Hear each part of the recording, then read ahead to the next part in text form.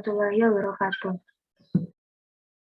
Yang terhormat Bapak Danardwi Haritetmiko, SPD MPD, dan juga Ibu Ermita Rizky Algudi, SPD MSI, selaku dosen pengampu mata kuliah profesi kependidikan. Di sini kami dari kelompok 2 akan mempresentasikan dari ruang lingkup profesi kependidikan. Next.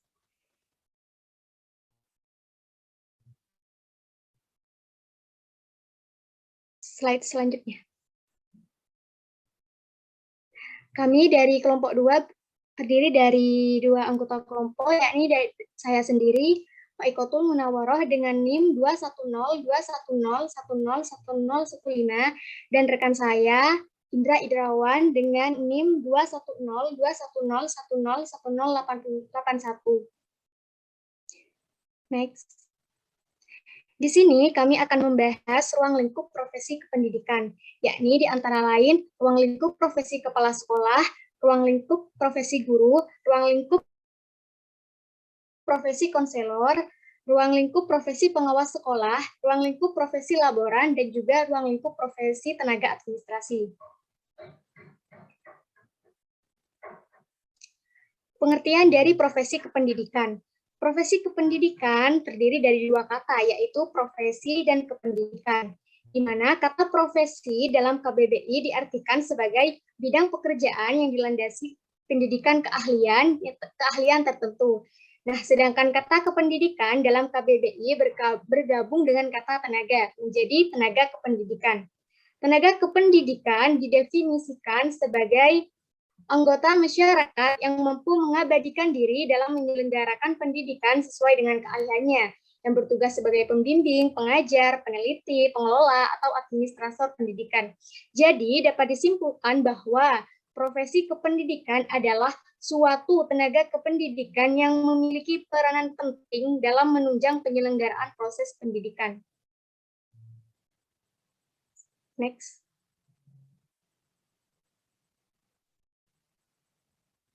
Selanjutnya, ciri-ciri profesi kependidikan. Profesi kependidikan memiliki beberapa ciri-ciri. Yang pertama, jabatan yang melibatkan kegiatan intelektual. Yang kedua, jabatan yang memiliki suatu batang tubuh ilmu yang khusus. Yang ketiga, jabatan yang memerlukan persiapan profesional yang lama. Yang keempat, jabatan yang memerlukan latihan dalam jabatan yang berkesinambungan. Yang kelima, jabatan yang menjanjikan karir hidup dan keanggotaan yang permanen. Yang keenam, jabatan yang menentukan standarnya sendiri. Yang ketujuh, jabatan yang lebih mementingkan layanan di atas keuntungan pribadi. Dan yang terakhir, jabatan yang memiliki organisasi profesional yang kuat dan terjalin erat.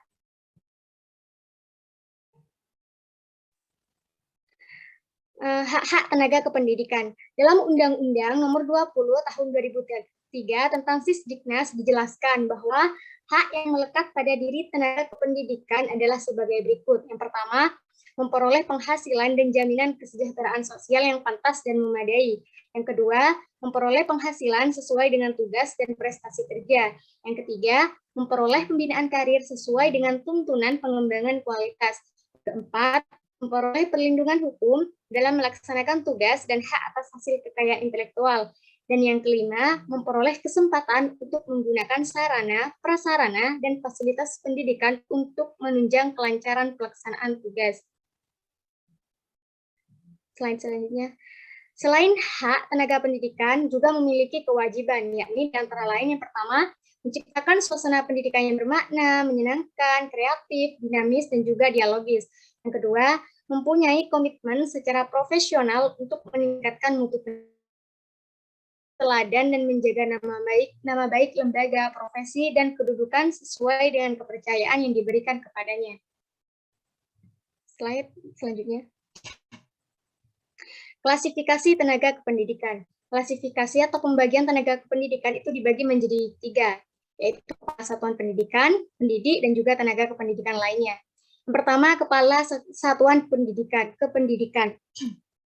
Kepala satuan pendidikan yaitu orang yang diberi wewenang dan tanggung jawab untuk memimpin institusi atau satuan pendidikan. Adapun yang termasuk tenaga pendidikan ini, salah satunya adalah kepala sekolah. Yang kedua, pendidik. Pendidik adalah tenaga kependidikan yang memiliki tugas khusus sebagai profesi pendidik. Profesi yang termasuk dalam tenaga kependidikan ini, konselor, dan lain-lain. Yang ketiga, tenaga kependidikan lainnya, contohnya pengawas sekolah, laporan, dan tenaga administrasi. Next. Yang pertama, kepala sekolah. Kepala sekolah adalah guru yang mempunyai kemampuan untuk memimpin segala sumber daya yang ada pada suatu sekolah sehingga dapat digunakan secara maksimal untuk mencapai tujuan bersama. Nah, kepala sekolah ini peran dan fungsi. Yang pertama, kepala sekolah sebagai edukator. Kepala sekolah sebagai edukator harus mempunyai kemampuan untuk membimbing guru, membimbing tenaga kependidikan non-guru, membimbing peserta didik, mengembangkan tenaga kependidikan, serta mengikuti perkembangan iptek dan memberikan contoh mengajar dengan baik. Yang kedua, kepala sekolah sebagai manajer. Kepala sekolah sebagai manajer harus mempunyai kemampuan dalam melaksanakan peran dan fungsinya dalam melaksanakan tugas-tugas kepemimpinannya dengan baik, yakni di antara lain memiliki kemampuan menyusun program sekolah, organisasi personalia, memberdayakan tenaga kependidikan, dan mendayagunakan sumber daya sekolah secara optimal. Kepala sekolah sebagai administrator. Kepala sekolah sebagai administrator harus mempunyai kemampuan untuk mengelola kurikulum, mengelola administrasi peserta didik, mengelola administrasi personalia, mengelola administrasi sarana dan prasarana, mengelola administrasi kearsipan, serta mengelola administrasi keuangan. Yang keempat, kepala sekolah sebagai supervisor. Kepala sekolah sebagai supervisor harus mempunyai kemampuan dalam menyusun dan melaksanakan program supervisi pendidikan serta memanfaatkan hasilnya. Yang kelima, kepala sekolah sebagai leader. Kepala sekolah sebagai leader harus mempunyai kemampuan untuk memberikan petunjuk dan pengawasan, meningkatkan kemauan tenaga kependidikan, membuka komunikasi dua arah, dan mendelegasikan tugas. Yang keenam, kepala sekolah sebagai inovator. Kepala sekolah sebagai inovator harus mempunyai strategi yang tepat untuk menjalin hubungan yang harmonis dengan lingkungan, mencari gagasan baru, mengintegrasikan setiap kegiatan, memberikan teladan kepada seluruh tenaga kependidikan di sekolah, dan mengembangkan model-model pembelajaran yang inovatif. Yang ketujuh, kepala sekolah juga sebagai motivator. Ini kepala sekolah harus mempunyai strategi yang tepat untuk memberikan motivasi kepada para tenaga kependidikannya dalam melaksanakan tugas-tugas dan fungsi-fungsinya. Slide selanjutnya. Yang kedua adalah guru. Guru adalah semua orang yang memiliki wewenang dan tanggung jawab untuk membimbing dan membina anak didik, baik secara individual maupun secara klasikal, di sekolah maupun di luar sekolah. Peran dan fungsi guru. Yang pertama, guru sebagai pengajar atau teachers as instructor.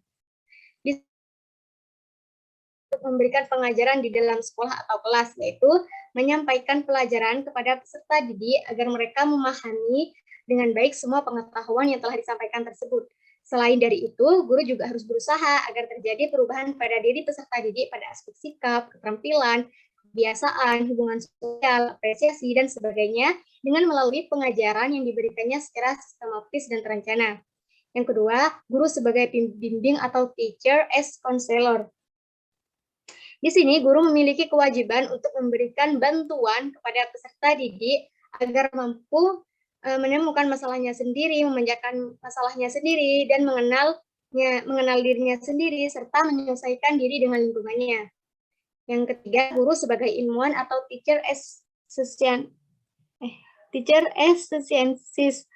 Di sini, guru juga memiliki kewajiban untuk mengembangkan pengetahuannya dan juga harus memupuk pengetahuan yang telah dimilikinya. Yang keempat, guru sebagai pribadi atau teacher as person. Di sini guru memiliki kewajiban untuk mengembangkan sifat-sifat pribadinya yang disenangi oleh orang lain. Hal ini bertujuan supaya dapat melaksanakan pengajaran secara efektif. Next. Baik, selanjutnya adalah dosen. Dosen berasal dari bahasa Inggris yaitu lecturer dan KBBI berarti pengajar di perguruan tinggi. Pada Undang-Undang Nomor 14 Tahun 2005 tentang Guru dan Dosen mengatakan bahwa dosen adalah pendidik dan ilmuwan dengan tugas utama mentransformasikan, mengembangkan, dan menyebarluaskan ilmu pengetahuan, teknologi, dan seni melalui pendidikan, penelitian, dan pengabdian kepada masyarakat. Kemudian untuk tugas dan kewajibannya, yang pertama, melaksanakan pendidikan dan pengajaran, yaitu meliputi melaksanakan perkuliahan atau tutorial dan menguji serta menyelenggarakan kegiatan pendidikan di laboratorium praktek, bengkel, kebun, studio, dan percobaan teknologi. Yang kedua, membimbing seminar mahasiswa. Kemudian yang ketiga, membimbing kuliah kerja nyata, KKN, dan praktek kerja lapangan. Kemudian tugas dan kewajiban yang kedua adalah melaksanakan penelitian, yaitu meliputi 1. Menghasilkan karya ilmiah dan penelitian. 2. Menerjemahkan buku ilmiah. Yang ketiga, mengedit atau menyunting karya ilmiah. Kemudian, tugas dan kewajiban yang ketiga adalah melaksanakan pengabdian kepada masyarakat. Ini meliputi memberikan pelatihan atau penyuluhan atau penataran pada masyarakat. Yang kedua, memberi pelayanan kepada masyarakat atau kegiatan lain yang menunjang pelaksanaan tugas umum pemerintah dan pembangunan. Kemudian yang ketiga, membuat atau menulis karya pengabdian kepada masyarakat. Untuk selanjutnya adalah konselor. Konselor adalah tenaga pendidik profesional yang telah menyelesaikan pendidikan akademik strata 1, program studi bimbingan dan konseling, dan program pendidikan profesi konselor dari perguruan tinggi penyelenggara program pengadaan tenaga kependidikan yang terakreditasi. Konselor disebut juga sebagai guru bimbingan konseling. Adapun tugas konselor yang pertama, memasyarakatkan pelayanan bimbingan dan konseling. Yang kedua, merencanakan program bimbingan dan konseling. Yang ketiga, melaksanakan serta menganalisis hasil pelaksanaan segenap program satuan layanan bimbingan dan konseling. Yang keempat, melaksanakan serta menganalisis hasil pelaksanaan segenap program kegiatan pendukung bimbingan dan konseling. Yang kelima, mempertanggungjawabkan tugas dan kegiatannya dalam pelayanan bimbingan dan konseling secara menyeluruh kepada koordinator bimbingan dan konseling kepala sekolah. Dan selanjutnya adalah pengawas sekolah. Pengawas sekolah adalah tenaga kependidikan yang bertugas untuk memberikan layanan bantuan kepada personil sekolah dan lembaga pendidikan dalam rangka meningkatkan mutu pendidikan di lembaga pendidikan tersebut. Untuk tugas pokoknya, yang pertama, menyusun dan melaksanakan pedoman kegiatan tahunan. Yang kedua, membimbing pelaksanaan kurikulum. Yang ketiga, membimbing tenaga teknis. Yang keempat, membimbing tata usaha. Yang kelima, membimbing penggunaan dan pemeliharaan sarana belajar serta menjaga kualitas dan kuantitas sarana sekolah. Yang keenam, membimbing hubungan kerjasama dengan instansi pemerintah, dunia usaha, dan komunitas sekolah. Yang ketujuh, menyampaikan laporan hasil pelaksanaan tugas. Kemudian, laporan. Laporan adalah tenaga kependidikan yang bekerja di laboratorium dan membantu proses penelitian, praktek, dan eksperimentasi di laboratorium. Adapun tugasnya yang pertama, mendata alat dan bahan praktikum. Yang kedua, mencatat kegiatan praktikum. Yang ketiga, merawat ruang laboratorium. Yang keempat, melayani kegiatan praktikum. Yang kelima, menjaga kesehatan dan keselamatan kerja di laboratorium. Kemudian adalah tenaga administrasi. Tenaga administrasi sekolah adalah tenaga kependidikan yang bertugas melakukan kegiatan atau usaha untuk membantu, melayani, memudahkan, atau mengatur semua kegiatan administrasi di sekolah. Tenaga administrasi sekolah terdiri atas tenaga administrasi sekolah atau madrasah, terdiri atas kepala tenaga administrasi sekolah atau madrasah, kemudian pelaksana urusan dan petugas layanan khusus. Adapun tugas dari kepala tenaga administrasi sekolah atau madrasah adalah yang pertama, melaksanakan administrasi kepegawaian, yang kedua, melaksanakan administrasi keuangan, yang ketiga, melaksanakan administrasi sarana dan prasarana. Kemudian, tugas dari pelaksana urusan adalah yang pertama, mengadministrasi kepegawaian dan menggunakan teknologi informasi dan komunikasi atau TIK. Kemudian, untuk tugas dari petugas layanan khusus adalah yang pertama, mengadministrasikan keuangan sekolah atau madrasah. Yang kedua, menggunakan teknologi informasi dan komunikasi atau TIK untuk mengatur pelayanan di sekolah.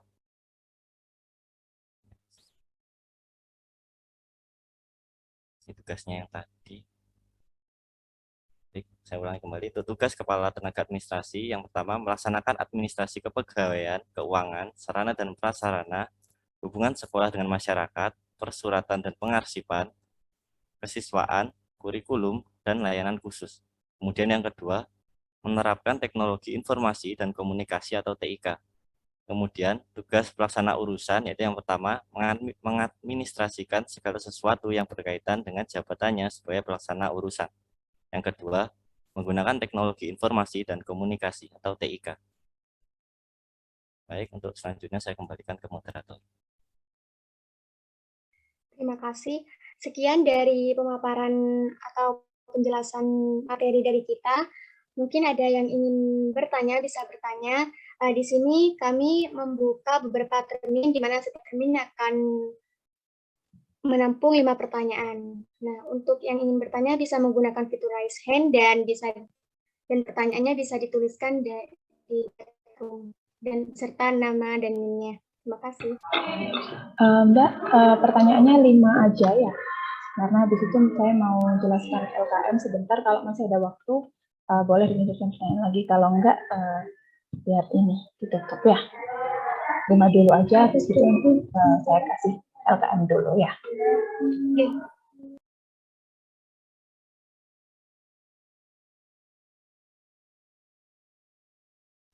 Baik, yang pertama saya persilahkan Galuh Eka. Baik, terima kasih waktunya. Apakah suara saya terdengar? Iya, terdengar. Oh ya. Izin bertanya ya. Tadi dalam klasifikasi tenaga kependidikan, salah satunya terdapat kepala satuan pendidikan, yaitu kepala sekolah. Yang saya tanyakan, apakah ada kriteria khusus seseorang dapat menjabat menjadi kepala sekolah? Kemudian dijelaskan juga beberapa fungsi dan peran kepala sekolah. Apakah fungsi-fungsi tersebut harus terlaksanakan semua? Bagaimana jika salah satu fungsi dan peran tersebut tidak tercapai atau terlaksanakan? Apa yang akan terjadi? Terima kasih. Baik, saya izin menjawab pertanyaannya. Bagaimana? Pertanyaannya, apakah ada kriteria khusus untuk menjadi kepala sekolah ya? Iya. Untuk menjadi kepala sekolah itu mempunyai kriteria khusus atau syarat, yakni berupa kualifikasi dan kompetensi kepala sekolah, sebagaimana yang telah diatur dalam Peraturan Menteri Pendidikan Nasional Republik Indonesia Nomor 13 Tahun 2007 tentang standar kepala sekolah atau madrasah. Nah, di sini kualifikasi dibagi menjadi dua, yaitu kualifikasi umum dan juga kualifikasi khusus, di mana misal kualifikasi umumnya yaitu yang pertama, kepala sekolah itu harus memiliki lulusan akhir sarjana atau diploma atau D4. Nah, yang kedua, waktu diangkat sebagai kepala sekolah itu harus maksimal berusia 56 tahun. Yang ketiga, memiliki pengalaman mengajar sekurang-kurangnya 5 tahun dan masih banyak lagi. Nah, untuk kualifikasi khususnya, misalnya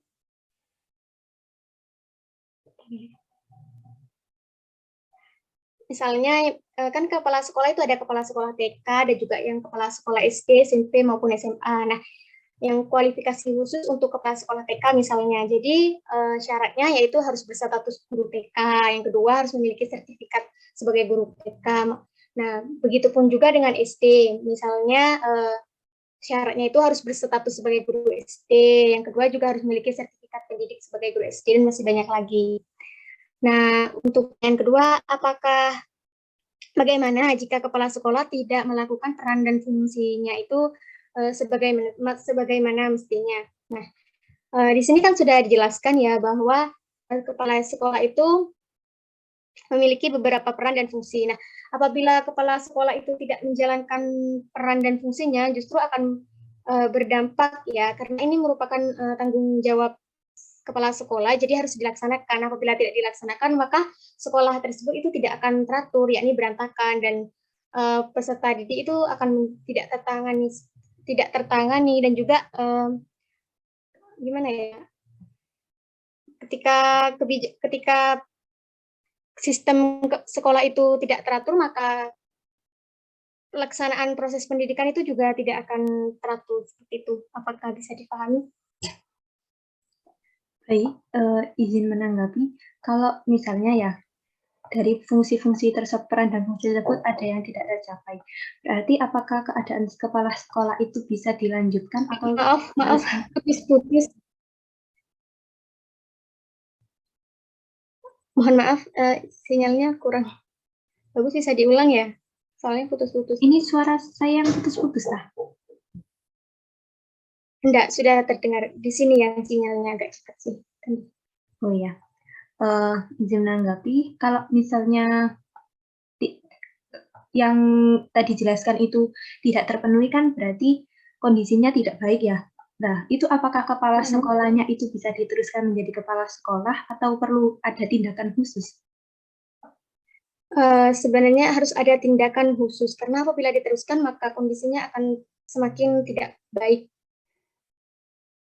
Jadi di sini itu peran dan fungsi kepala sekolah itu harus benar-benar dilaksanakan oleh kepala sekolah sendiri, seperti itu. Dan juga menurut saya kalau seperti itu sudah wajib diganti gitu.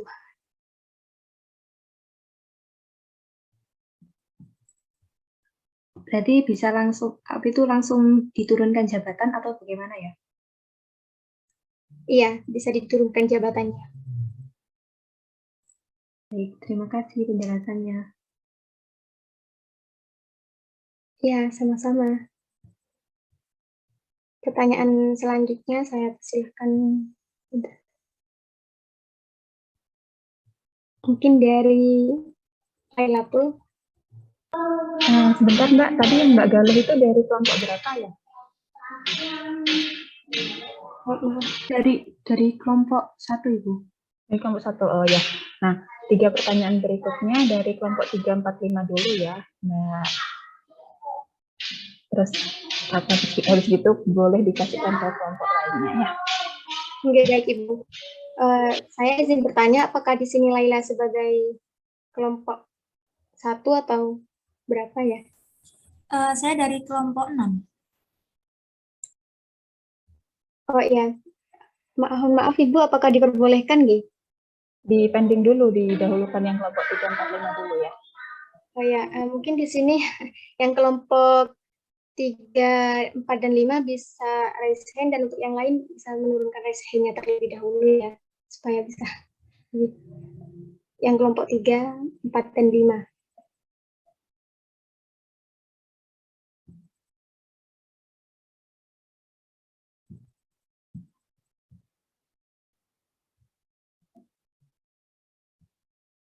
Baik, saya persilahkan Andini.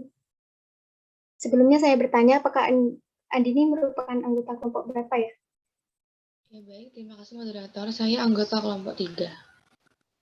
Oh iya, terima kasih. Bisa diutarakan pertanyaannya. Ya baik. Dalam Undang-Undang Nomor 20 Tahun 2003 tentang Sisdiknas dijelaskan bahwa hak yang melekat pada diri tenaga kependidikan salah satunya adalah memperoleh pembinaan karir sesuai dengan tuntunan pengembangan kualitas. Nah, untuk program-program pembinaan karirnya apakah sudah ditentukan oleh pemerintah? Contohnya seperti apa dan jelaskan. Lalu, maksud kualitas yang perlu dikembangkan ini yang bagaimana? Dan kemudian, apa ada syarat dan batasan tertentu untuk mendapatkan pembinaan karir tersebut? Misalnya, seperti pembinaan karir ini dianjurkan untuk guru honorer, atau jika guru yang sudah mengabdi selama 15 tahun tidak perlu melakukan pembinaan karir lagi. Ya, terima kasih. Izin menjawab ya. Di sini pertanyaannya, apakah program-program pembinaan karirnya sudah ditentukan oleh pemerintah? Jawabannya adalah iya, karena pemerintah di sini itu berhak dan wajib mengarahkan, membimbing, serta membantu dan juga mengawasi penyelenggaraan pendidikan. Nah, untuk program-program pendidikan karir sendiri itu, di sini saya akan menjelaskan terlebih dahulu. Pembinaan karir adalah kegiatan atau suatu usaha untuk meningkatkan mutu, keahlian, kemampuan, dan keahlian demi kelancaran pelaksanaan tugas pendidikan. Nah, contoh dari program-program pembinaan karir ini yakni meliputi penugasan, profesi, dan kenaikan pangkat yang berdasarkan prestasi kerja dan peningkatan disiplin. Pertanyaan selanjutnya, maksud dari kualitas yang perlu dikembangkan itu yang seperti apa ya? Nah, jawabannya adalah kualitas yang perlu dikembangkan itu adalah kompetensi atau kemampuannya yang telah dimiliki oleh si tenaga pendidikan tersebut itu perlu dikembangkan dalam rangka menjaga agar kompetensi keprofesiannya itu tetap sesuai dengan perkembangan iptek, seni budaya, atau olahraga. Nah, untuk syaratnya ya tentu ada, seperti yang sudah dijelaskan tadi bahwa penugasan, promosi, dan juga kenaikan pangkat tadi itu berdasarkan prestasi kerja dan peningkatan disiplin. Nah, contoh sederhananya kan tidak mungkin ya seorang atasan itu mengangkat jabatan salah seorang bawahan itu tanpa alasan. Pasti hal tersebut itu pasti memiliki alasan. Misal saja sebut kepala sekolah ingin mengangkat si guru A menjadi wakil kepala sekolah ya misalnya. Pasti kan ada kriteria atau syarat-syarat tertentu yang harus dipenuhi oleh calon wakil kepala sekolah tersebut. Seperti itu, apakah bisa dipahami? Baik, jawaban bisa diterima. Terima kasih atas penjelasannya. Ya, terima kasih kembali. Pertanyaan selanjutnya dari Ega. Bisa diutarakan pertanyaannya? Maaf, sebelumnya saya mau bertanya. Kan tadi Adini kelompok 3, saya juga kelompok 3. Apa masih boleh bertanya lagi? Sebaiknya tadi disarankan untuk kelompok 4 dan 5 terlebih dahulu.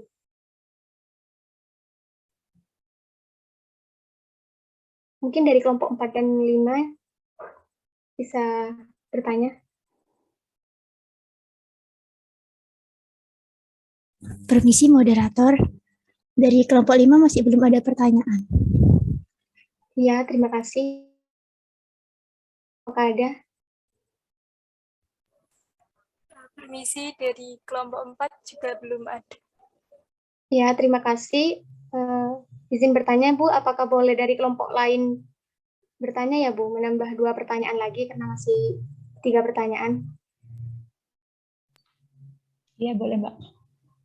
Oke, mungkin dari kelompok lain, dari kelompok berikutnya bisa raise hand yang ingin bertanya.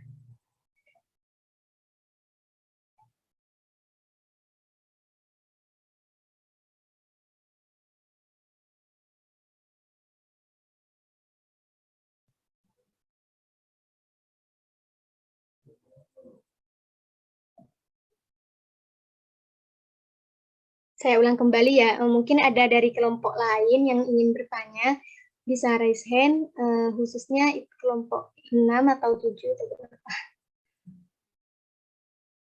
Ya, terima kasih. Pertanyaan selanjutnya dari Dawawi. Ya, saya dari kelompok 7, Mbak Faikatul. Mungkin dari Mbak Lailatul Ikamah tadi dari kelompok 6 terlebih dahulu mungkin. Oh iya, tidak apa-apa. Bisa dari kelompok 6, Laila. Baik, terima kasih atas kesempatannya. Nah, di sini saya mau bertanya. Tadi kan dijelaskan ya bahwa hak guru itu memperoleh kesempatan untuk menggunakan sarana prasarana dan juga fasilitas pendidikan untuk menunjang kelancaran pelaksanaan tugas. Namun kenyataannya fasilitas pendidikan di Indonesia itu kan belum memadai ya dan juga belum merata lagi di daerah terpencil. Nah, menurut kelompok penyaji itu bagaimana? Sudahkah hak tenaga kependidikan di Indonesia itu terpenuhi? Dan juga pada kewajiban tadi, itu kan memberi teladan dan juga menjaga nama baik lembaga, profesi, dan kedudukan. Apa yang perlu dilakukan di tengah banyaknya guru yang bermain medsos dan apalagi memperlihatkan perilaku kurang baik saat berseragam? Mohon dijelaskan. Apakah pertanyaannya dapat dipahami? Ya, bisa dipahami. saya ulang kembali ya pertanyaan Laila tadi itu kan apakah hak tenaga kependidikan di Indonesia sudah terpenuhi, sedangkan fasilitas pendidikan itu masih sampai saat ini masih belum memadai. Apakah benar ya pertanyaannya seperti itu? Iya, benar. Menurut saya hak ini itu belum sepenuhnya terpenuhi karena seperti yang Anda sebutkan tadi bahwa pada kenyataannya fasilitas pendidikan di Indonesia saat ini itu memang masih belum memadai dan tidak merata. Padahal fasilitas, sarana, dan prasarana pendidikan ini itu merupakan faktor pendukung keberhasilan program pendidikan. Nah, banyak daerah-daerah di Indonesia yang masih belum mendapatkan fasilitas sarana dan prasarana yang memadai, yaitu contohnya di sekolah ini jauh berbeda dengan daerah perkotaan di mana fasilitas dan sarananya itu lebih baik daripada di pedesaan. Dan juga banyaknya perbedaan fasilitas ini antara perkotaan dan juga pedesaan itu mengakibatkan pendidikan di pedesaan itu masih sangat minim jika dibandingkan dengan pendidikan yang ada di kota. Nah, ketika fasilitas sarana dan prasarana di sekolah ini tidak memadai, tentunya kan akan mempengaruhi proses belajar mengajar, yaitu akan menghambat proses mengajar. Nah, oleh sebab itu proses belajar mengajar itu tidak akan berjalan secara efektif dan efisien. Masalah sarana dan prasarana ini itu masalah sarana dan prasarana yang kurang memadai ini disebabkan oleh ketidakpedulian sekolah terhadap perawatan fasilitas yang ada dan juga sikap acuh tak acuhnya pemerintah dalam hal pengawasan sarana dan prasarana ini, sehingga banyak fasilitas sekolah itu yang terbengkalai. Nah, tentunya hal ini itu akan menimbulkan ketidaknyamanan dalam menggunakan fasilitas yang ada karena keadaan sarana dan prasarana yang kurang memadai dan fasilitas yang rusak. Dengan adanya ketidaknyamanan ini akan mengakibatkan peserta didik enggan melaksanakan proses pembelajaran dengan baik. Maka dari itu diperlukannya kesadaran untuk menjaga sarana dan prasarana yang ada agar dapat tetap digunakan untuk menunjang pendidikan, dan juga pemerintah perlu memberikan bantuan terhadap daerah terpencil tersebut supaya pendidikan itu dapat berkembang dan tercapai pula tujuan pendidikan tersebut. Jadi pemerintah itu perlu meningkatkan sarana dan prasarana yang ada di sekolah sehingga peserta didik itu dapat belajar dengan nyaman dengan adanya fasilitas dan sarana dan prasarana yang memadai. Bentar, izin Sampai di sini menanggapi ya Mbak Fai. Kan tadi diperlukannya bantuan dari pemerintah. Namun kan kenyataannya biasanya bantuan itu kan diserahkan ke pihak sekolah dan pihak sekolahnya itu kadang malah mengkorupsinya gitu. Jadi bagaimana menanggapi hal tersebut? Iya, memang benar ada beberapa pihak ya yang kayak memanfaatkan keadaan ini yaitu dengan cara korupsi. Tapi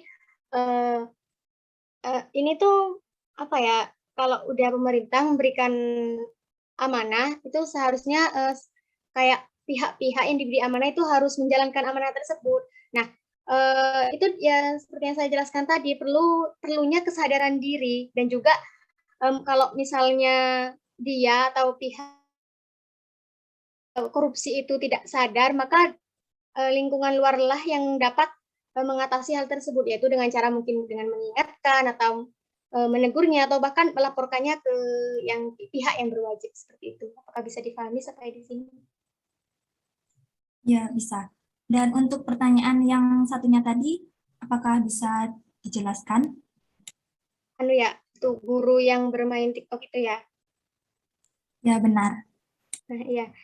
Memang tidak bisa dipungkiri ya, kemajuan teknologi saat ini tuh emang sangat maju. Nah, salah satunya itu aplikasi TikTok, di mana aplikasi TikTok ini itu memang banyak diminati di berbagai kalangan, mau tua, muda, anak-anak, bahkan bapak-bapak, ibu-ibu, atau guru pun sangat suka dengan aplikasi ini. Nah, aplikasi TikTok ini itu bisa membawa dampak positif maupun negatif bagi diri kita sendiri maupun bagi orang lain, tergantung bagaimana cara kita menggunakannya. Nah, memang benar akhir-akhir ini tuh memang tidak sedikit beredar video TikTok yang diperankan oleh guru. Ada juga sebagian guru yang menggunakan aplikasi, ada juga sebagian guru yang berkonten untuk edukasi, yakni dengan menyebarluaskan ilmunya, dan ada juga sebagian yang berkonten yang tidak unfaedah, misalnya kayak joget-joget gitu ya. Nah, sedangkan perbuatan joget-joget ini itu kan tidak mencontohkan perilaku yang baik. Nah, padahal tanpa mereka sadari itu bahwasanya perilaku yang seperti ini tuh berdampak pada dirinya sendiri dan juga bagi para pada orang lain, terutama pada anak didiknya. Nah, di mana jika misalnya, kan TikTok itu sudah menyebar luas ya, misalnya peserta didiknya atau anak didiknya itu melihat tayangan video tersebut. Nah, tentunya mereka akan mencontoh perbuatan gurunya tersebut. Nah, ini itu sangat berpengaruh pada karakter moral sang anak didik tersebut. Nah, solusi yang dapat diberikannya itu ya guru itu harus mempunyai kesadaran diri bahwasanya dia itu mempunyai tanggung jawab sebagai pendidik, di mana seorang pendidik itu tidak hanya sebagai mengajar ilmu pengetahuan saja, tetapi juga kayak mengajar bagaimana juga mengajar bagaimana cara sebentar. Peserta pendidik itu tidak hanya berkewajiban untuk mengajar ilmu pengetahuan saja, tapi juga mengajarkan bagaimana harus berperilaku dengan baik dan benar. Nah, sebaiknya seorang pendidik itu yang melakukan hal-hal atau perbuatan yang dapat membuat bangsa ini itu paham akan pentingnya karakter moral dan juga pendidikan ilmu pengetahuan supaya tercipta benih-benih generasi muda yang dapat memajukan negara kita ini.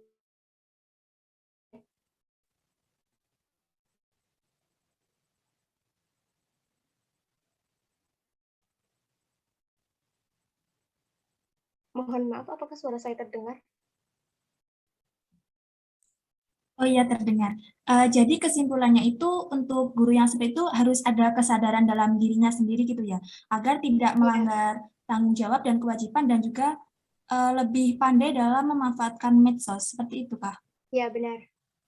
Baik, jawaban bisa dipahami. Terima kasih. Terima kasih kembali. Selanjutnya pertanyaan dari Zawawi. Baik, terima kasih atas waktu yang diberikan moderator. Saya izin bertanya. Di makalah dijelaskan bahwasanya salah satu kewajiban yang harus dilaksanakan oleh tenaga kependidikan adalah mempunyai komitmen secara profesional untuk meningkatkan mutu pendidikan. Yang saya tanyakan, bagaimana cara untuk menumbuhkan komitmen tersebut kepada tenaga kependidikan? Izin menjawab ya. Jadi pertanyaannya, salah satu kewajiban yang harus dilaksanakan oleh tenaga kependidikan adalah mempunyai komitmen secara profesional untuk meningkatkan mutu pendidikan. Bagaimana cara menumbuhkan komitmen tersebut? Apakah seperti itu ya?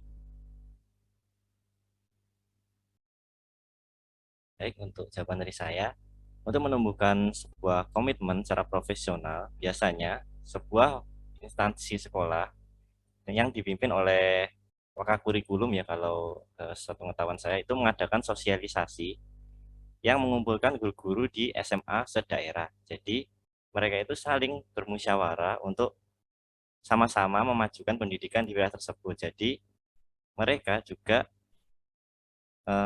mensosialisasikan tentang bagaimana cara untuk berkomitmen profesional dalam sosialisasinya. Jadi guru-guru di wilayah tersebut diharapkan dapat meningkatkan kualitas pendidikan di daerah tadi. Apakah Mas bisa dipahami? Berarti salah satu caranya untuk menumbuhkan komitmen tersebut yaitu mengadakan sosialisasi bersama guru-guru satu daerah gitu ya, Mas Indra? Ya, nanti bisa menyalurkan aspirasi-aspirasi gitu. Jadi mereka itu bisa tahu bagaimana cara profesional dengan peserta didik dari wilayah itu tadi. Berarti seperti membangun ruang diskusi bersama ya, seperti itu ya? Ya, seperti itu. Baik, terima kasih Mas Indra. Terima kasih kembali.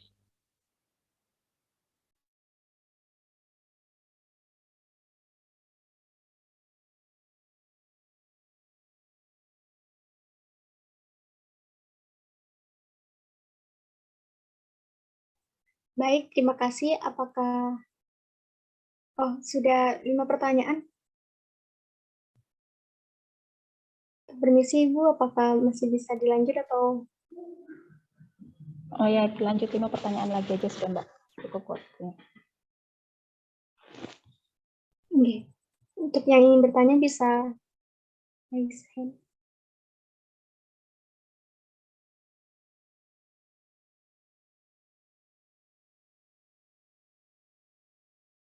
Baiklah, untuk pertanyaan selanjutnya dari Gilang.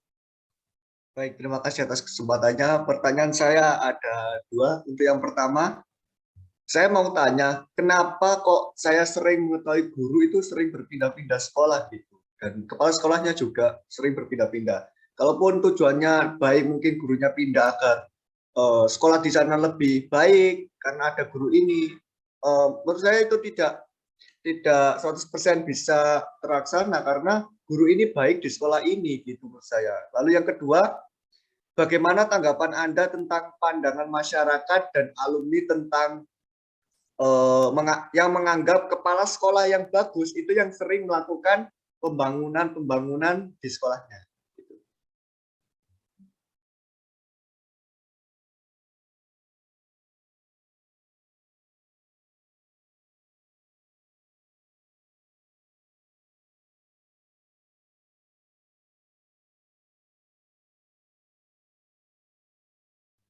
Baik, izin menjawab pertanyaan dari Mas Gilang. Yang pertama, tanggapan tentang guru dan kepala sekolah yang sering berpindah-pindah.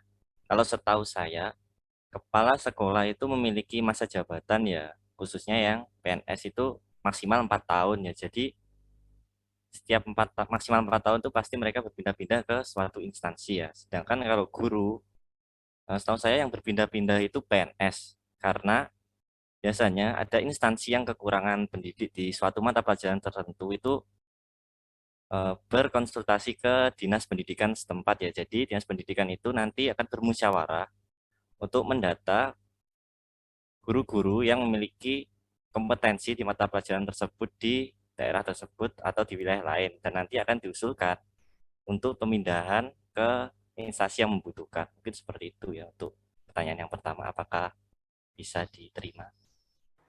Baik, bisa diterima, Mas.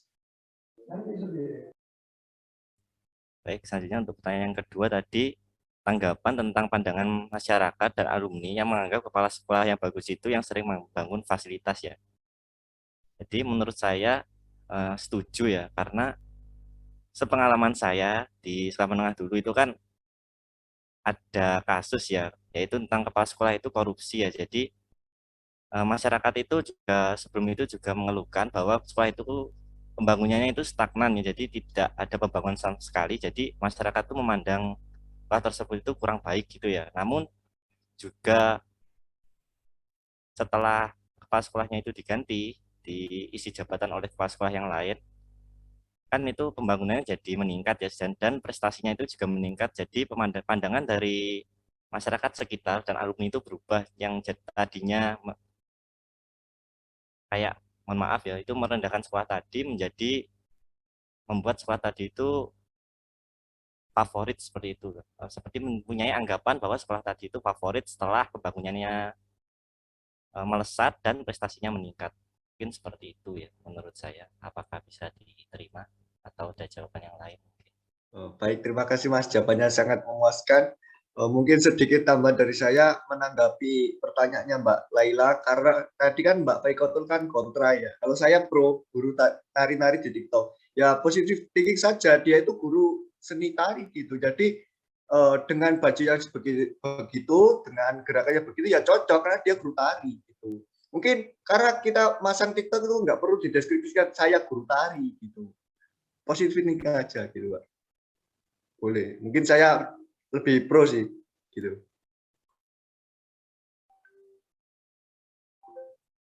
Iya, tidak apa-apa. Tapi kan apa ya, dilihat juga ya, kalau misalkan dia memang di sekolah itu sebagai guru tari mungkin sah-sah aja, tapi juga kan guru tari sama kayak joget-joget yang tren-tren itu tidak sama ya, kan tari tradisional dengan kayak tren-tren seperti saat ini itu kan berbeda jauh. Jadi bisa dibedakan mana tari yang merupakan suatu ajaran atau tari yang kayak hanya joget-joget yang tidak jelas gitu. Kan maksudnya itu joget-joget yang mencontohkan tidak baik ya. Kalau misalkan cuma kayak gerak tangan mungkin tidak akan berdampak. Tapi kalau misalnya udah kayak, ya maaf ya, kayak joget-joget yang berlebihan itu bisa berdampak. Oke, terima kasih Mbak pandangannya. Ya, terima kasih kembali.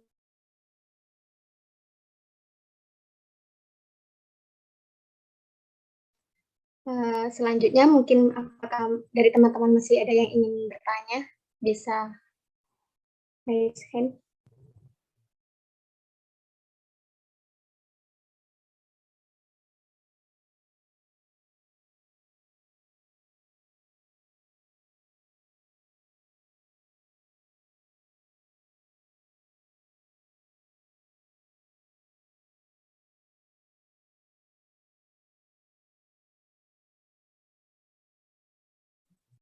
Iya, dipersilahkan untuk aku. Ya, baik. Terima kasih atas kesempatannya. Tadi kan kelompok penyaji yang menjelaskan bahwa salah satu tugas pokok dosen adalah membimbing tugas akhir penelitian mahasiswa, termasuk membimbing pembuatan laporan akhir penelitian akhir. Nah, pertanyaan saya kan pernah ya menemukan permasalahan yang kerap beredar di sosial media mengenai dosen pembimbing yang tidak membalas WhatsApp mahasiswa bimbingannya.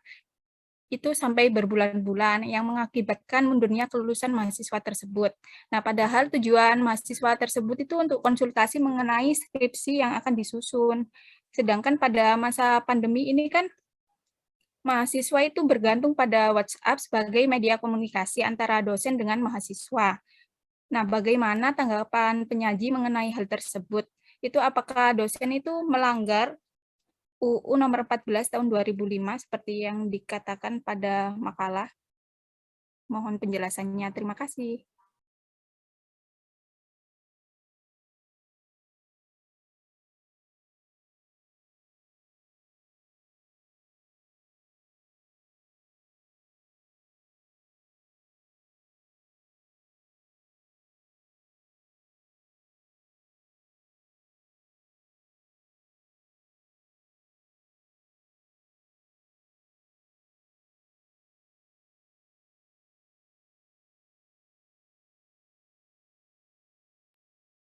Iya, terima kasih atas pertanyaannya. Saya izin meminta waktunya ya untuk berdiskusi terlebih dahulu. Ya, baik.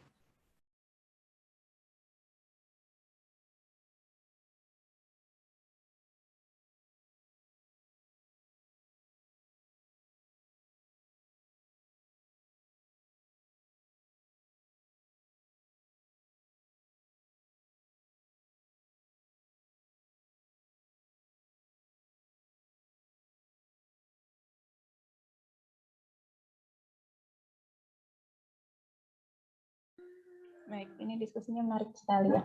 Sambil nunggu jawaban dari kelompok 2, saya mau menambahkan tadi ada yang tanya Mas, sebelumnya saya lupa namanya, Mas Zawawi, setelah Mas Zawawi ya pokoknya.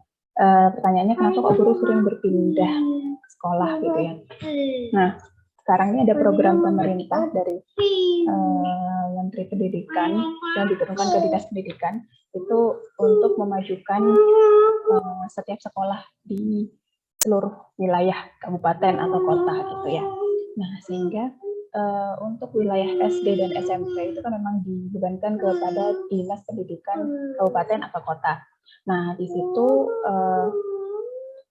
karena tujuannya untuk memajukan sekolah, sedangkan biasaannya ya sebelum terjadinya pemerataan siswa sesuai dengan daerahnya ataupun lain-lain, dulu kan masih ada sekolah namanya sekolah unggulan yang biasanya diketahui. Misalkan di Jember kalau sekolah SMP, sekolah unggulannya itu mungkin SMP 2 Jember, SMP 1, kemudian SMP 3 ya. Terus kalau SMA-nya itu SMA 1, SMA 2. Nah, tapi kan karena adanya menteri baru ya, akhirnya kan semua pemerataan dan termasuk guru-gurunya juga dipindah tugaskan untuk memajukan sekolah. Tujuannya seperti itu. Kalau dulu sebelum dari Mas Menteri yang sekarang ini, memang kebijakan pemindahan guru ini sesuai dengan dinas pendidikan masing-masing, tidak ada kayak tujuannya tertentu seenaknya dinasnya mau dipindah kemana.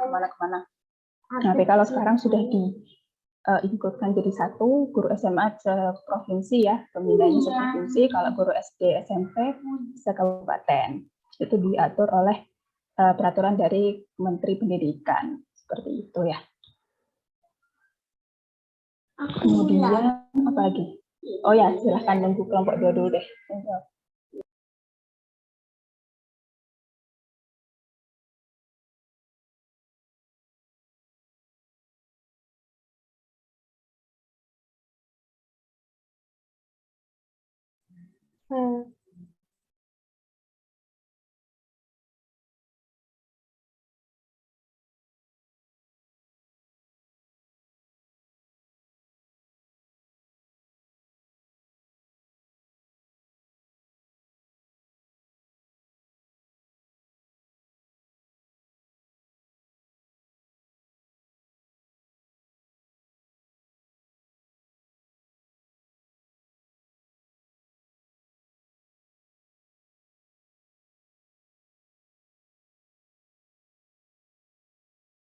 Mic-nya mati, Mbak.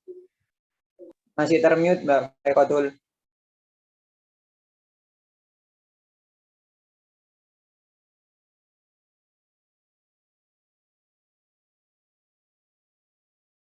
Ya, maaf ya. Tadi. Saya akan menjawab pertanyaan Agni. Sekarang banyak ya berita di mana dosen pembimbing itu tidak membalas chat dari mahasiswa. Nah, sedangkan mahasiswa itu ya membutuhkan bimbingan dari dosen, yakni dengan menggunakan via WhatsApp. Nah, sebenarnya kita jangan langsung menyalahkan si dosen, karena kita itu harus introspeksi terlebih dahulu. Apakah format chatnya kita benar apa tidak? Nah, jadi kita itu harus introspeksi dulu. Misalnya kita itu mengucapkan salam terlebih dahulu. Yang kedua itu memperkenalkan diri, memberikan identitas, memohon maaf karena telah mengganggu waktunya. Jadi ada etika untuk menghubungi si dosen. Nah, jika misalnya masih kayak dosen ini masih belum membalas ya, maka jangan langsung kayak langsung menyalahkan dosen gitu, tapi kita itu ya harus mengingatkan dosen, yakni dengan mengirimkan ulang chat bahwasanya dia itu ingin berkonsultasi. Nah, seperti itu. Jadi ada etika. Izin menanggapi ya. Nah, apabila kita sudah mencet dosen sesuai dengan format dan etika yang benar, tetapi selama berbulan-bulan itu masih belum dibalas, kan kita sudah mengirimkannya lagi, terus tidak dibalas lagi. Itu bagaimana? Apakah kita perlu melaporkan ke dekan atau bagaimana? Atau harus langsung ke rumahnya atau gimana? Bisa minta penjelasannya. Ya, jadi kita itu ya harus berusaha. Nah, apabila usaha kita itu bukan sia-sia ya, maksudnya itu kayak masih tetap saja nggak direspon sama dosen, ya mungkin bisa itu melaporkan ke dekan. Tapi ya itu, maksudnya itu jangan langsung menyerah gitu. Jadi kayak terus mengingatkan, jangan kayak langsung melaporkan. Nanti kalau langsung melaporkan ke dekan bisa jadi tidak disukai oleh dosen tersebut. Oh iya, jadi harus sabar ya? Iya, harus sabar sih. Ya, baik. Terima kasih atas penjelasannya. Sudah bisa difahami. Terima kasih. Ya, mungkin saya menambahkan ya, Mbak Afni ya. Kalau sebagai saya dulu jadi mahasiswa, pertama mungkin ada beberapa kendala, misalkan dosen itu sibuk ya. Dosen kan nggak hanya ngajar. Tugasnya dosen banyak, kelihatannya cuma ngajar gitu ya. Nggak hanya ngajar, jadi dosen juga ikut penelitian, meneliti, nulis buku, mengisi materi-materi di kuliah umum, di tempat-tempat lain gitu. Kemudian ada pelatihan dan sebagainya. Belum lagi kalau misalkan dosennya menjabat sebagai kaprodi ya, atau misalkan sekretaris jurusan. Nah, itu banyak yang kerjakan selain mengajar banyak. Nah, selain itu husnuzon yang pertama ya, husnuzon yang pertama. Nah, yang kedua adalah apakah ini dulu pernah bersikap buruk ke dosen tersebut si mahasiswanya dan jadi catatan buruk. Bisa jadi kan kita salah ngomong. Saya selalu kayak gitu waktu jadi mahasiswa, memposisikan apa saya dulu pernah salah ngomong, nyinggung dosennya gitu ya, kok lama nggak dibales-bales gitu. Kadang tuh dosen seperti itu, kadang melihat oh ini nggak sopan ngomongnya, atau lagi dosennya lagi ada masalah di mana, terus kemudian dapat buka WA-nya kurang sopan menurut beliau, akhirnya langsung di-cut, bisa jadi langsung nggak dibalas. Padahal misalkan temennya yang lain di hari yang sama dibales gitu.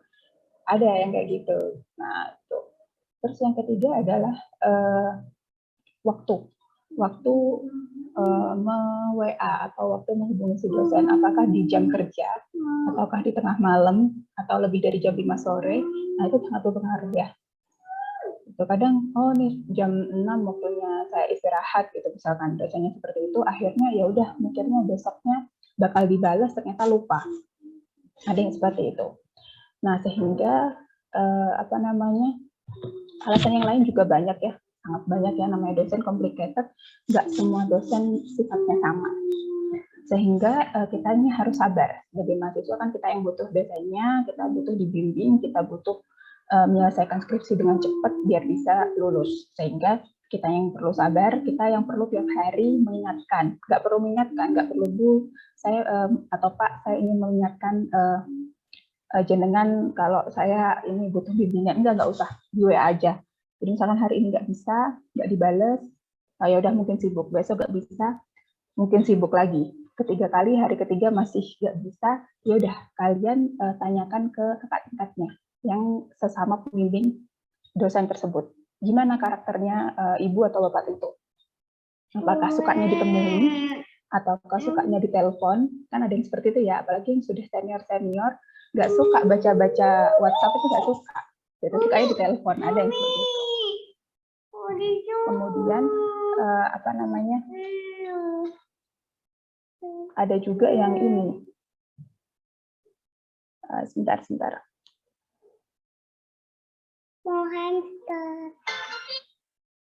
Ya, agak sana berjalan.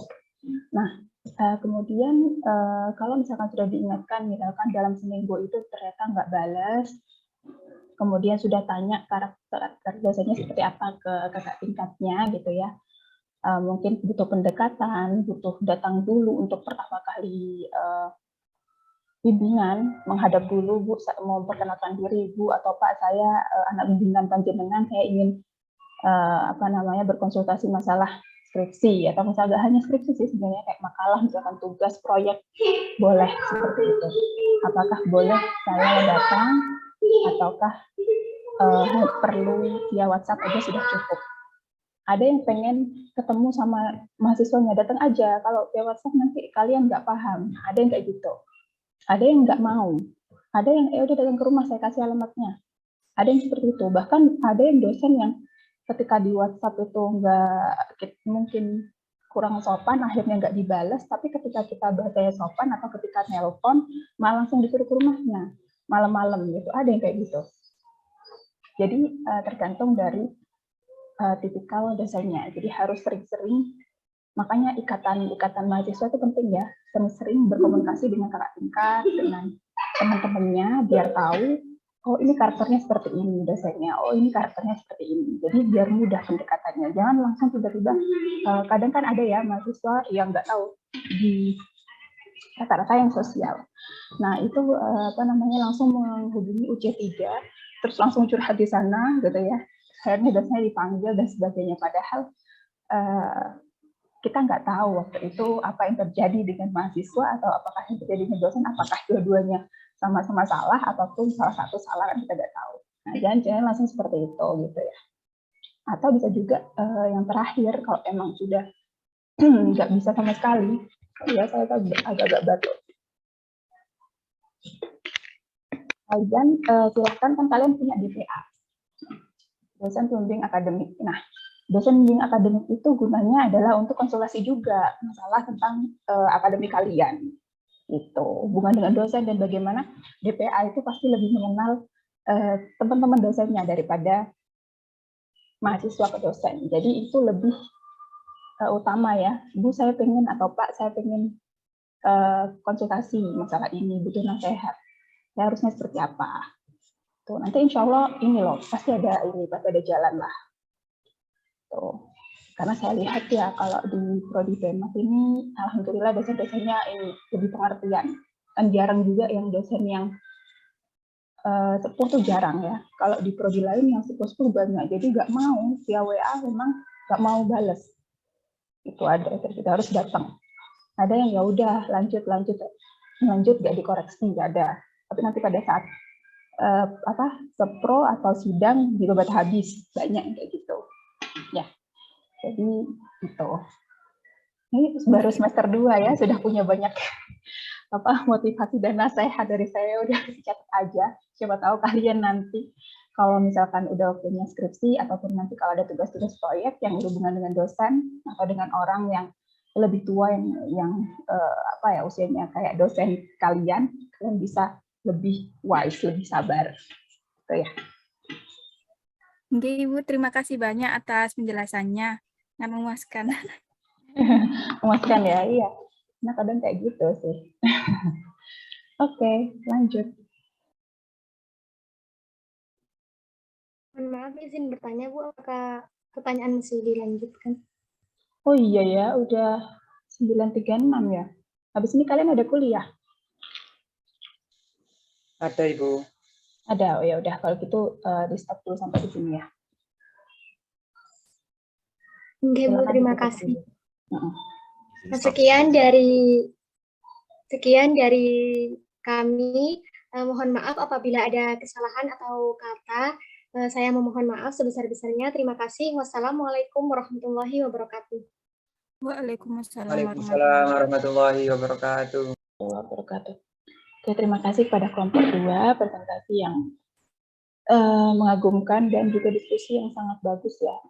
Karena ternyata banyak juga yang punya pendapat yang berbeda. Kalau misalkan dari kalian, walaupun bukan presenter, tapi pengen ikut berdiskusi, pengen punya pendapat yang berbeda, silakan.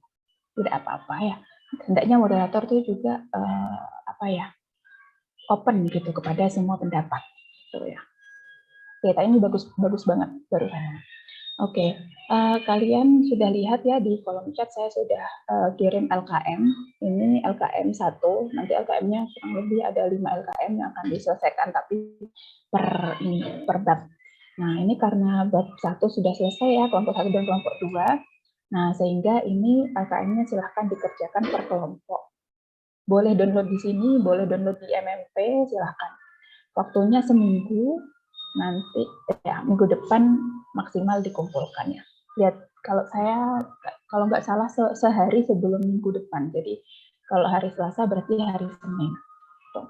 Nah, kemudian yang kedua adalah tugas individu. Tugas individunya resume yang kalian sudah tulis, apa yang kalian dapat dari presentasi, boleh ditambah dari pertanyaan atau diskusi-diskusi teman-temannya, boleh juga. Di situ dimasukkan, maksimal dikumpulkan 4 hari setelah hari ini. Nah, itu di MMP semuanya sudah saya buat rumah-rumahnya, silahkan. Nah, kemudian yang ketiga adalah revisi makalah. Nah, revisi makalah itu 2 minggu setelah presenter ya, setelah dipresentasikan maksimal. Kalau mau direvisi sebelum itu nggak apa-apa, jauh lebih bagus. Nilainya lebih bagus daripada mepet-mepet gitu. Nah, kemudian untuk pengumpulan revisi tetap di link pengumpulan makalah dan PPT. Jadi kalian kumpulkan aja lagi di sana. Nanti saya akan download file terbaru. Bisa kok kumpulkan beberapa kali. Gitu. Nggak saya cut. Oke, mungkin ada pertanyaan dulu. Oh ya, sebelum kalian ada pertanyaan. Nah, saya sebelumnya mohon maaf tadi telat ya, 8.30 baru bisa mulai karena tadi itu saya nggak expect akan mundur jamnya.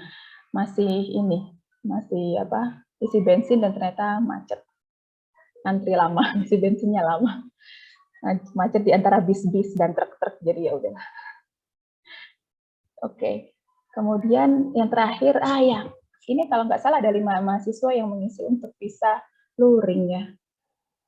Nah, itu gimana ini? Kesepakatannya gimana? Kalau dari saya dengan Pak Danar kan memang pengennya, karena awalnya kami melihat, oh kok mahasiswa nggak ada yang ini ya, nggak ada yang pengen luring ya, pengennya daring semua gitu awalnya. Ya udah kita daring aja, bilang gitu kan Pak Danar. Terus tiba-tiba loh, kok tiba-tiba ada yang pengen luring gitu. Nah ini gimana? Monggo yang luring. Mau luring ataukah tetap daring seperti ini? Biar nggak 50-50 ya. Jadi saya atau Pak Danar nggak perlu harus ke kampus. Gitu. Kalaupun kampus ya cuma absen saja. Gitu.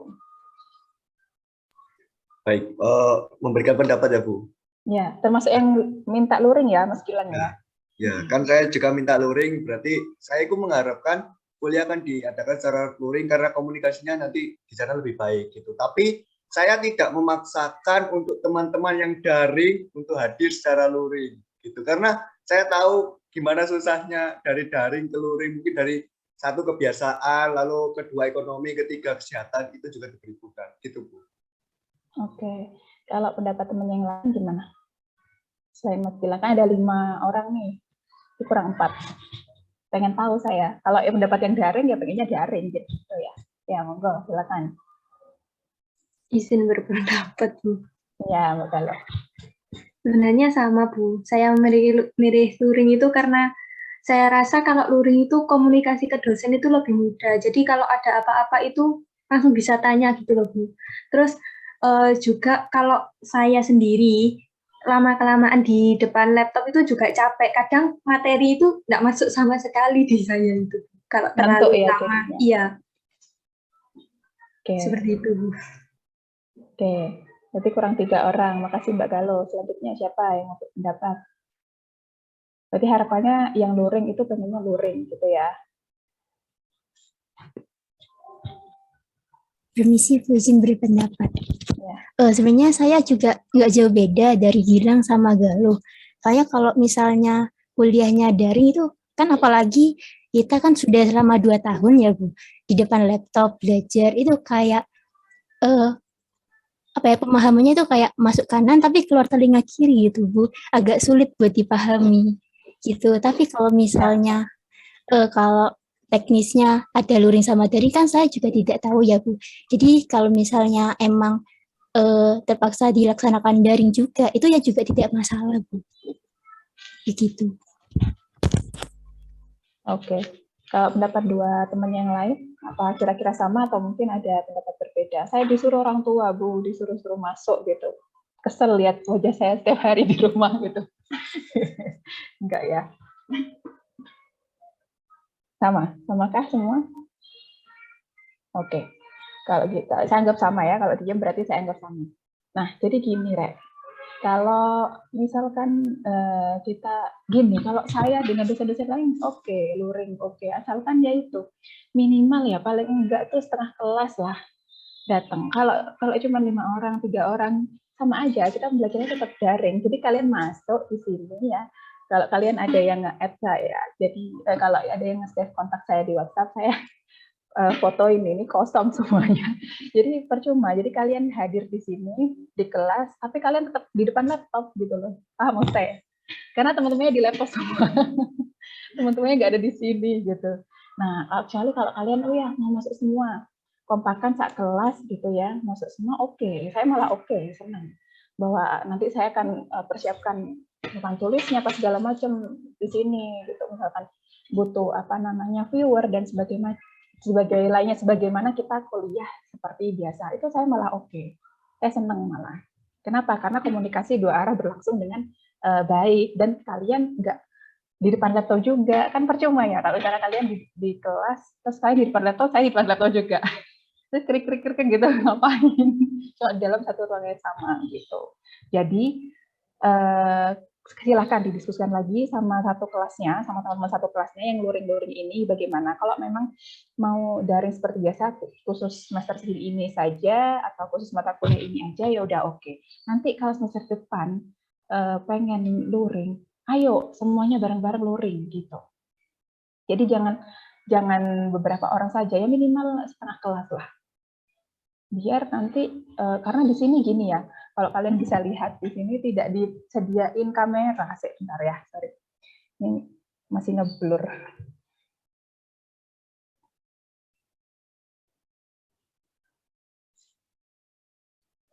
Oke.